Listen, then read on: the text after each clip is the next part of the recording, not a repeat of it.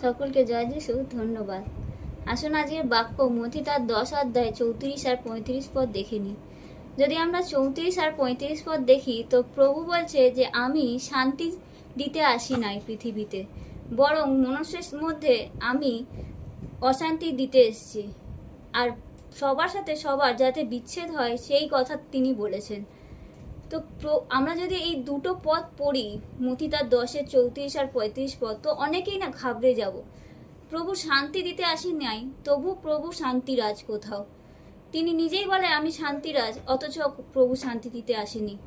কেন প্রভু এই কথাটা বলেছে? কেননা আমরা যদি পুরো পথটা ভালো করে লক্ষ্য করি, প্রভু এখানে বারবার বলেছে যে আমি চাই না আমার থেকে বেশি আমার সন্তানেরা কাউকে ভালোবাসুক। আমরা যখন প্রিয়জনদের সাথে থাকি, তখন আমাদের প্রিয়জনেরা যখন অন্যের প্রশংসা করে, আমাদের প্রশংসা না করে, যখন আমরা মা বাবার সাথে থাকি, যদি আমার প্রশংসা না করে অন্য সন্তানের প্রশংসা করে, তখনও আমাদের রাগ হয়। যখন আমরা স্বামীর সাথে থাকি, তখন আমার স্বামী যদি আমার প্রশংসা না করে, তাহলে তখনও তার রাগ হয়। আবার যদি কখনো কোনো স্ত্রী স্বামীর প্রশংসা না করে অন্য স্বামীর প্রশংসা করে, তাহলেও রাগ হয়।